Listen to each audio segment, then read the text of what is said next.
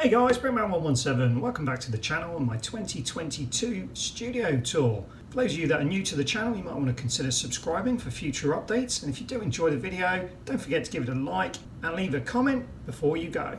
For those of you that are interested and may not have seen them, there is a 2020 and a 2021 studio tour. You may want to watch these after you've finished up here so you can have a full appreciation for how the studio and my collection has evolved over the years. As you can see by this footage here, taken a few weeks back, the studio is in desperate need for an overhaul. The reason being is I haven't spent much time here throughout the course of 2021. I was doing most of my content creating from another location, but now it's time to straighten this place out and make it something to be proud of. So the major change I wanted to create here was I wanted this room to become more of a display room or a shrine to my Mega Construx collection. My new in-box collection has grown extensively since last year, as has the amount of mocks that I've created, and I wanted somewhere to display all of these sets. So first thing I wanted to do was get all the old junk out and see how I can best utilize this space to show off some of the things that I've built, as well as some of the sets that Mega Construx have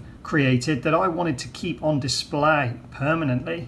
One of the first things I wanted to do was better utilize the space under the ultimate diorama, which was previously sat on the wooden table you can currently see in the center of the room. I decided to use these cube units, which are basically bedroom furniture. We had them surplus at home, so I decided to put them to a good use here because I felt they'd be perfectly sized to showcase individual Mega Construx sets that fit inside those boxes. Next up, I decided to deal with this black shelving area. It was currently storing my new in-box collection, used in-box collection, as well as some of my mocks and some stock sets. This felt too clumsy for me. I wanted to separate the sets out from the actual boxed collection, so I decided I wanted to move the shelving to the other side of the room so I could use this entire wall for display. So as you can see, with the black shelving gone, it opens up a huge amount of space for more display cases, which is what I'm trying to do here. There was a huge amount of stuff here. It took ages to get all those shelves stripped down and then rebuilt on the other side of the room. And unfortunately, as you can probably see, it's just made the studio look like even more of a mess. This was a real challenge getting over all this. It was a lot of work. It took me quite a few weeks on and off to get all this sorted. But as you can see, I've now got the black racking purely with new in-box and used in-box sets. The reason I've got the plastic over the top of it is just to keep all the dust off the sets. Most of those are new in-box, so I want to keep them in good condition so they last a long time into the future. Next up, I started putting together some of the display cases I'd managed to get hold of. Now what you see here is basically bedroom furniture wardrobe carcasses. I managed to get these on clearance, so they're not perfect. They weren't complete units. It was a whole mismatch of parts, but they're 2.4 meters high by 1 meter wide and 60 centimeters deep front to back. These make perfect display cases for either Lego or Mega Construx. Because they are wardrobe units, you can set the shelves at any height you want to, and it will give me an absolute huge amount of space to display a huge amount of HALO Mega Construx. I also managed to pick up these smaller display cases from my local hardware store that were also on clearance, and I thought these would be ideal for displaying smaller sets like warthogs and mongoose and figures. It would be really nice to get some figures out on display. So I've got two of these either side, which are actually just bookshelves. So again, they come with adjustable shelves, and you can have as many or as few shelves as you like, depending on what kind of sets you want to get in there. So now that I've got lots of nice shelving to display my sets on, you can see there's a bit of a shading issue on these shelves. So I knew I was going to need some sort of lighting. The other thing that I knew I was going to need was a way to keep them dust free. I hate dusting, it wastes too much of my time. So as you can see here, I've started on the cube units putting lighting and perspex fronts onto these cube units. I'll also back them with wood so that they're completely sealed. It does mean you have to unscrew them to access them, but I'm not playing with these things every 5 minutes. I want to be able to come in, flick the lights on and appreciate the sets that I've got in my collection. So as you can see, I started running some LED strip lighting through these cube units and attaching perspex to the front. So as you can see, I've now put the backing on the cube units as well. So they've got a nice white background, and I've put the perspex on all of them. So they are now dust-free display cases that I can put some of my favorite sets in to stay in there for as long as I want, and I'll never have to worry about coming in and dusting them. And I'm sure you'll agree, it looks a damn sight better than the ultimate diorama just being on a table. So it's a win-win. I've got more display area, and it hasn't taken up any more space in the room that the table would have that the ultimate diorama is on. But you haven't seen the best bit yet. You need to see it with the lights on, don't you? So here we go. Let's turn the lights on.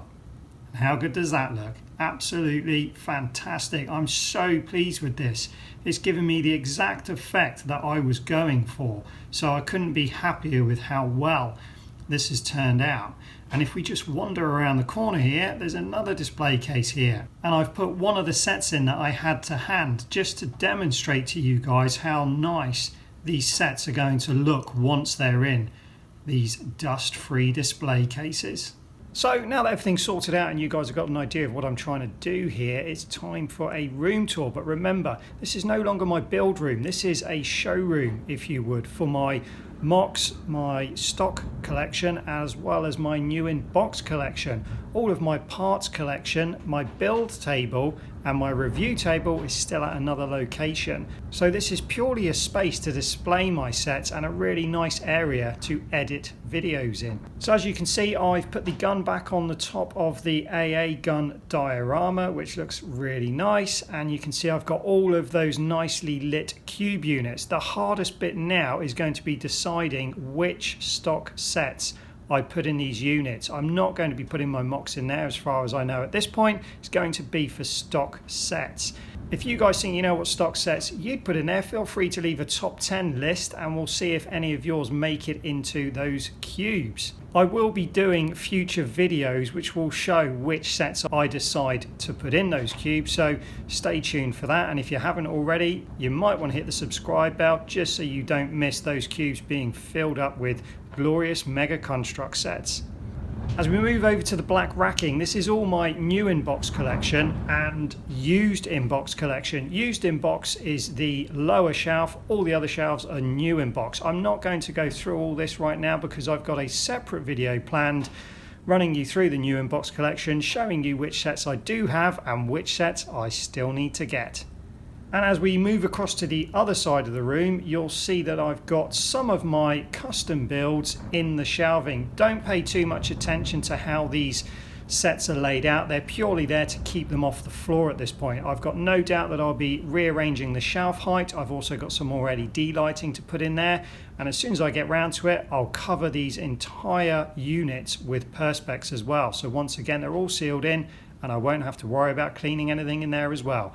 And those again will be future videos, so keep an eye out for those. If you see anything on these shelves that you're not familiar with, it's most likely one of my custom builds, in which case if you'd like to know more about it, I suggest you visit my channel after this video, scroll back through the previous videos, and I'm sure you'll find everything you need to know. Most of them have got build videos as well as reviews on each of these MOCs. And as we move over to the other side of the room, you can see I've got the Ultimate Assault and High Ground MOC still here. It is stripped down, but it's easy to put together. I built it modular so I can move it around easily. It's my intention to incorporate that into the Ultimate diorama at some point. I'll be taking the Ultimate AA gun off, which is simply an easy case of lifting it off.